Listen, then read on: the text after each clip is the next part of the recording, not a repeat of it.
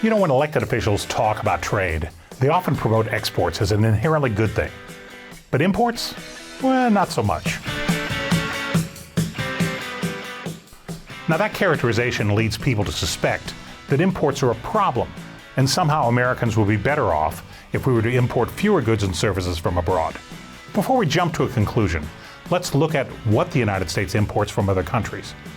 We as consumers are familiar with about half of what we import, goods like coffee or, say, Scotch whiskey, which we choose to buy, but it's grown or made somewhere else. Now, we'll talk more about those consumer goods in a moment. The other half of imports are vital, but they're unseen. These are imported goods we use to make other products.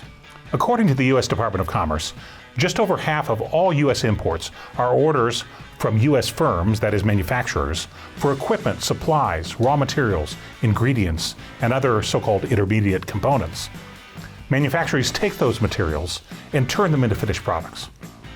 There are many reasons that companies choose to import these materials.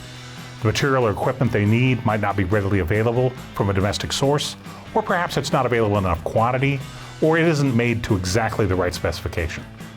Because the company, which employs U.S. workers in U.S. factories, has access to their choice of inputs, its final made-in-USA products are a better value for consumers. That usually translates into greater sales and ultimately more secure jobs for the company's employees. Increased demand for all imports, whether imported or not, is usually a sign of economic strength. The U.S. market has long been relatively open. As a result, American manufacturers have access to a wide range of inputs, and they're free to use imported materials as needed. This makes the products that they make more competitive in the world market. On the other hand, if the government imposes tariffs and the price of imported intermediates go up, U.S. producers risk becoming less competitive, and they would sell fewer finished products and ultimately employ fewer workers. Well, what about the other half of imports? Well, consumer goods imports enhance our standard of living.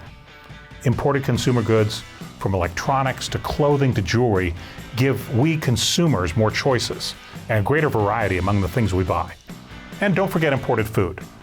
Imported food means we have fresh avocados in February for the big game guacamole, and we have a morning cup of coffee, not to mention delicacies from around the world, available every day at our local store. Sure, it's great when American companies export goods and services to the world, but imports make many American-made products more competitive, as well as enrich our lives as consumers.